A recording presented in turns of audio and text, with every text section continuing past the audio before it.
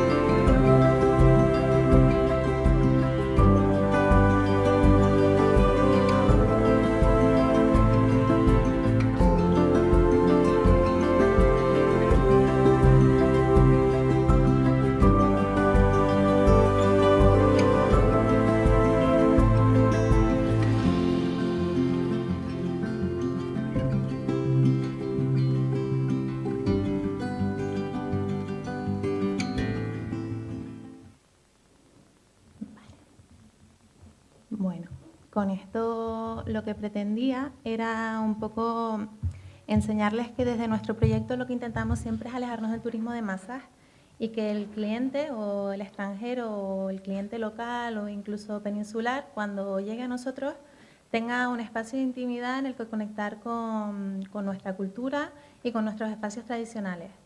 La historia familiar de la finca para mí es muy especial porque desde mi tatarabuela vivieron allí la finca pues como se vivían antes las fincas, con ganado, con agricultura y trabajándolas muy duramente hasta que en la generación de mi abuela ya empezaron un poco a irse a núcleos poblacionales pues más urbanos y se abandonó un poco ese estilo de vida. En los años 70 esa finca, como ya no estaba siendo vivida, se quemó y bueno, quedó prácticamente destruida.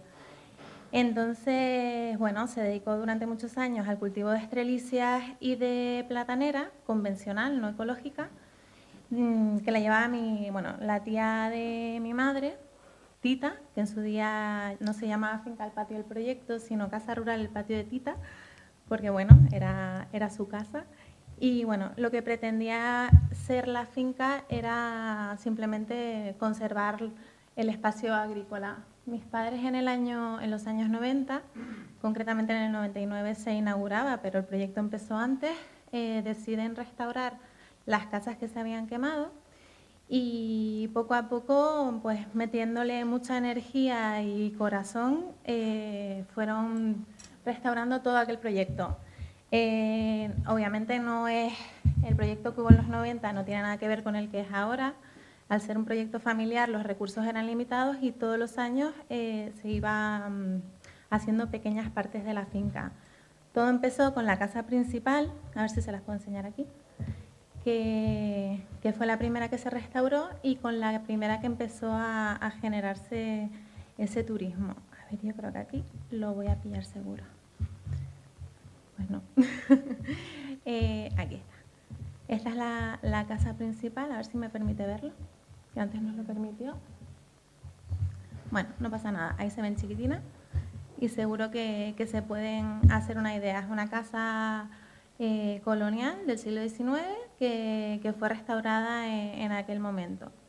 Los primeros pasos fueron duros. En aquel momento, en los años 90, no existía el Internet que conocemos ahora, porque, bueno, a pesar de que Booking se fundó, por ejemplo, en 1996, nosotros no teníamos cultura turística en ese sentido en casa. Yo en el 96 tenía 6 años, así que nosotros lo estoy diciendo desde un punto de vista muy genérico. Hablo de mis padres, por supuesto. Entonces, bueno, las primeras reservas llegaban a través de correos electrónicos y contratos muy complicados con turoperadores y teléfono. No era un gran hotel, eran solo unos cuantos apartamentos. Y bueno, poco a poco, con muchos pasos y errores, por supuesto, y aprender, fuimos llegando a lo que va siendo ahora. Como digo, todos los años pues eran pequeñas obras para ir mejorando la instalación, para que tuviera más atractivo, desde un restaurante hasta la piscina, que tiene, por ejemplo, un diseño específico ideado por Juan Antonio, por mi padre, con vistas al volcán de la Montaña de los Frailes, que es un entorno natural protegido. Tiene como todo un concepto muy pensado y estudiado, como digo, desde el mimo de que es tu casa de toda la vida. Y bueno, la finca la conseguimos pasar a ecológico en el año 2010 y en ese momento ganamos muchísima biodiversidad. El cambio fue radical y empezamos a notar cómo los pájaros venían al entorno y cambiaba un poco pues, la biodiversidad de la zona. Ahora mismo vas allí y mientras tomas el desayuno escuchas el cantar de los pájaros y la verdad que es muy especial. Empezamos a hacer en aquel momento, no sé decir muy bien el año porque para mí todo fue hace 2 años y ya han pasado un montón. Empezamos a hacer visitas guiadas para que un poco la gente viera cómo era vivir una granja, que nosotros aquí decimos finca, pero todo el que viene a visitarnos dice que es una granja, y que conocieran el cultivo del plátano, los animales. En su día tuvimos más animales de los que tenemos ahora, desde ovejas perigüeys hasta cerdos, las gallinas que vieron por ahí en el vídeo, y más adelante llegarían las abejas. Actualmente solamente tenemos las gallinas ecológicas, de hecho comercializamos los huevos, y las abejas, que mi madre y yo somos apicultoras y nos encanta, lo disfrutamos muchísimo. Todo esto, por supuesto, el factor humano evidentemente no era solo el familiar, a pesar de que me encantó que Agustín dijera esta mañana que es una explotación familiar porque nos autoexplotamos muchísimo.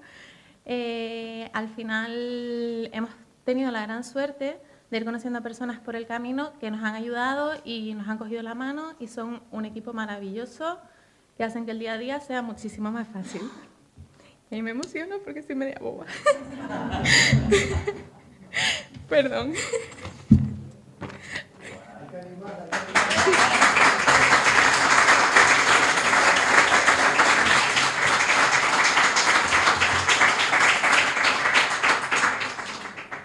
Bueno, a lo que voy es que lo que tratamos de trasladarle al cliente no es ni el turismo de sol, que además la panza burro nos lo recuerda todos los días en el norte, ni por supuesto pues ese turismo de masas, de playa, sino tratamos de enseñarle al cliente que llega pues desde la panadería de toda la vida que está en la esquina hasta el restaurante Bonachón en el que te comiste las primeras costillas con papas y toda esa cultura que hay alrededor de los pueblos del norte que muchas veces desde las recepciones de los hoteles no se puede trasladar porque es muy complicado. El turista que llega a casa tiene mi número personal y siempre que está por ahí danzando, pues a lo mejor dice, ¿dónde puedo comer aquí? Me dice, Carmen, ¿dónde puedo yo comer aquí? Y se le contesta e intentamos que encuentre ese Tenerife diferente y que vivimos nosotros realmente. Entonces, creo que tenemos un valor añadido en ese sentido que es muy interesante para generar cultura y sobre todo transmitirla. Bueno, lo que hablaba, la sinergia con las empresas de la zona para mí ha sido fundamental. Cada generación tiene sinergias con diferentes empresas, eso lo noto mucho con mis padres, porque bueno, al final las edades también ayudan, ellos se relacionan con unas personas, yo me relaciono con otras y al final yo me nutro de sus sinergias, yo genero nuevas y vamos generando un entramado económico que la verdad que es fantástico. Por ejemplo, quería hablar del tema de la pandemia, que fue el que nos impulsó un poco a enfocarnos más en el turismo local, en el turista local desde el punto de vista de que no se fuera siempre al sur, que viviera la experiencia de su propia tierra y de su propia cultura. Entonces, en ese sentido, la verdad que tenía ganas de enseñarle las redes sociales desde un punto de vista un poquitito más interno, pero no me lo está permitiendo el programa, así que otra vez será. Síganos para que lo puedan ver ustedes mismos. Y bueno, en ese momento de pandemia, en el que el turismo extranjero no estaba llegando y el peninsular tampoco, las redes sociales fueron fundamentales para nosotros para transmitirle a ese turista que estaba en Santa Cruz, que no sabía muy bien si iba a poder salir ese fin de semana porque cambiaba la normativa todas las semanas, pues que supiera que nos tenía cerca, que tenía otras opciones y que no había que irse ni a Península, ni a Europa, ni a otros sitios, que podían contar con nosotros y descubrir Tenerife desde otra perspectiva. Al final, como conclusión, las personas que tenemos la suerte de pertenecer a este sector, de alguna manera nos sentimos custodios del paisaje, de las tradiciones y de la cultura de Canarias, y está claro que cada generación lo vive de manera distinta. Mis padres lo hicieron de una manera, yo lo hago de otra, pero conservar y amar el paisaje y las tradiciones consigue que no se pierdan y que puedan perdurar en el tiempo.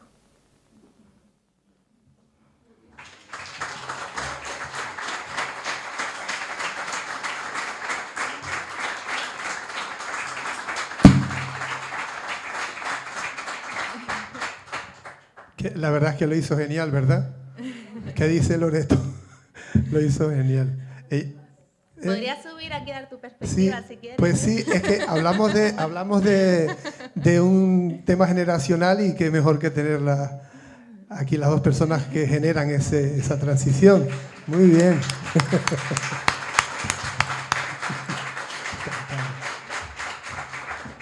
Así contestan las dos a las múltiples preguntas que les vamos a hacer porque vamos con tiempo.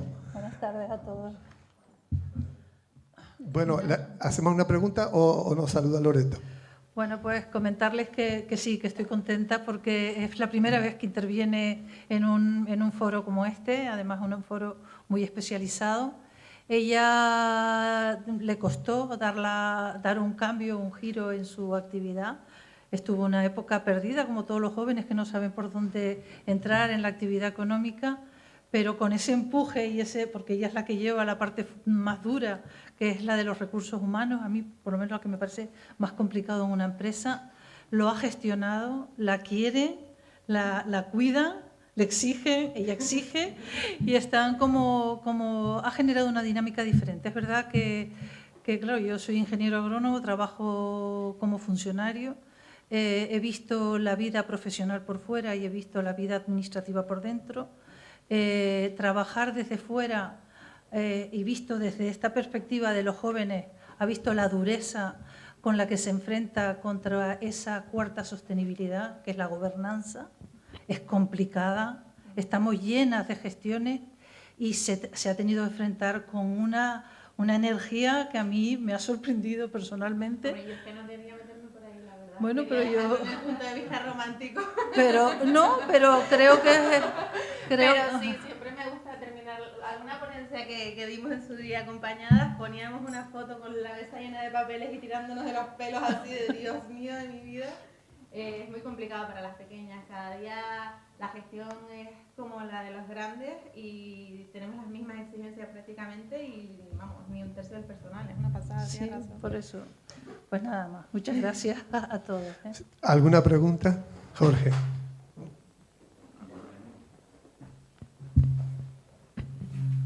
¿Qué tal? Conozco la finca desde hace mucho tiempo y bueno, he visto la evolución de la finca y quería felicitarles por un lado. Gracias.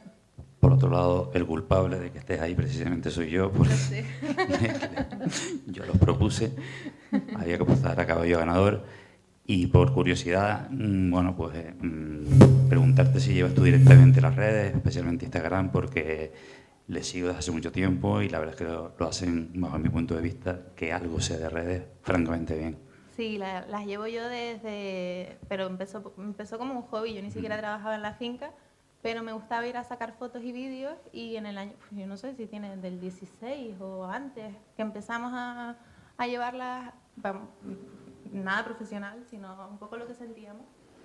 Pues se nota, lo transmites, porque además tienes un perfil muy marcado, con esa mano que sale con productos, etcétera, y la verdad es que enhorabuena. Gracias. ¿Alguien más? Se nota que Jorge es fotógrafo, ¿no? Bueno, buenas tardes. Gracias por la exposición, pues la verdad es que proyectos como este pues, ponen en valor sobre todo los recursos de la tierra, la autenticidad, la vida local y bueno, muchísimas más cosas, patrimonios a todos los niveles. Quería sobre todo preguntarle si entiendo que al final, teniendo la parte de negocio de la agricultura y de la producción en la propia finca, entiendo que dan mucho valor en cuanto a lo que ofrecen al huésped, ¿no? A la persona que decide alojarse en el alojamiento. Entiendo que parte de los productos, intentan que la gran parte de los productos que se consumen sean, entiendo, de la finca, ¿no? Incluso, no sé si detalle de la miel, por ejemplo, que me parece...